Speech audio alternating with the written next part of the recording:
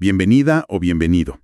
Hoy vamos a meternos de lleno en dos tradiciones espirituales afrocaribeñas que siempre generan, bueno, mucha intriga, el palo mayombe y el palo monte. Para guiarnos, tenemos un artículo muy interesante de Baba Igbinola que encontramos en portal africanista.com.ar. El artículo es reciente, del 9 de junio de 2025. Son prácticas, digamos a veces rodeadas de misterio, pero con una historia profunda, muy rica. Así que nuestra idea hoy es desentrañar un poco esos orígenes, ver cómo evolucionaron y quizás aclarar algunas ideas que andan por ahí, ¿no? Empezamos por el principio. Por África, claro. El artículo nos lleva directo a África Occidental.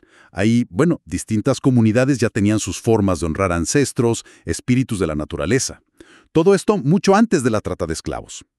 Y esas creencias, esas raíces, pues viajaron, cruzaron el Atlántico con la gente esclavizada. Exacto. Y lo increíble, lo que resalta mucho el texto, es cómo sobrevivieron. O sea, no fue un simple viaje, fue una imposición brutal. Pero estas prácticas se mantuvieron, se adaptaron en secreto. Pensemos en la persecución que había durante la esclavitud. Entonces, en lugares como Cuba, República Dominicana, se dio una mezcla muy particular. Se fusionaron con el catolicismo que les imponían, a veces también con creencias indígenas locales. Y este sincretismo, bueno, fue fundamental. No era rendirse, ¿eh? Era una forma astuta de resistir, de preservar la esencia africana bajo otra apariencia, digamos. Una resistencia cultural y espiritual tremenda. El artículo también hace una distinción importante, porque a veces se usan como si fueran lo mismo, palo monte y palo mayombe. Explica que palo monte quizás tiene un enfoque más amplio en la espiritualidad de la naturaleza, sobre todo los árboles, la anquita. Mientras que palo mayombe pone un énfasis muy fuerte en el trabajo con los engangas. ¿Es así? Precisamente. Y ahí en el enganga está el corazón de mucho de esto, ¿verdad? El artículo es muy claro. No es solo un caldero con cosas adentro. Es visto como un microcosmos sagrado. Un contenedor de espíritu, de energía, lleno de objetos simbólicos, de pactos. Es el nexo con ciertas entidades espirituales. Crear uno, cuidarlo, bueno, eso requiere un conocimiento muy profundo, una relación íntima con esas fuerzas.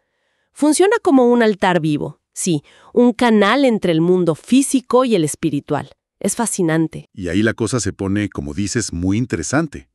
Los rituales que menciona el artículo involucran bendiciones, ofrendas específicas, invocaciones.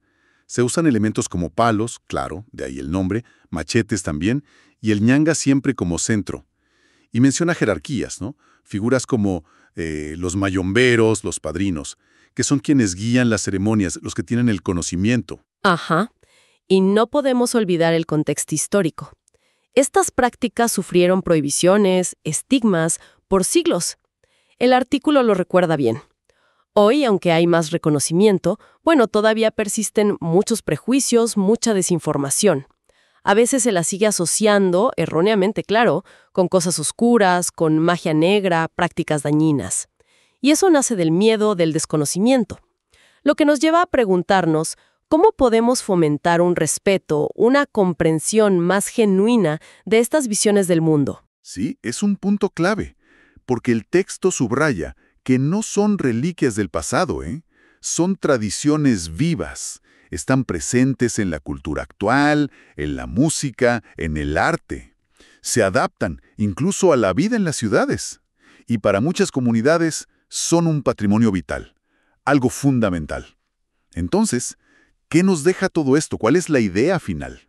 Pues yo creo que lo que vemos es un legado de una resiliencia impresionante.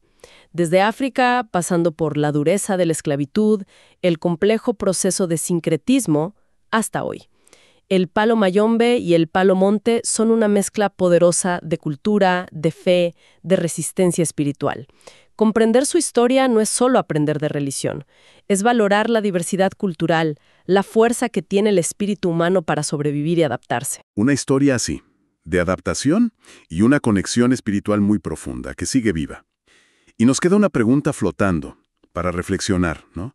Considerando esa capacidad histórica de adaptación que describe la fuente, ¿Cómo podrían estas tradiciones ancestrales seguir evolucionando nuestro mundo actual, tan conectado, tan globalizado? Bueno, este análisis se basó en el artículo Cómo nace el palo mayombe y palo monte, Orígenes, Evolución y Significado, de Baba Igminola. Les recordamos que este espacio se llama Africanismo en el Portal y para esta y otras informaciones de interés siempre pueden visitar portalafricanista.com.ar.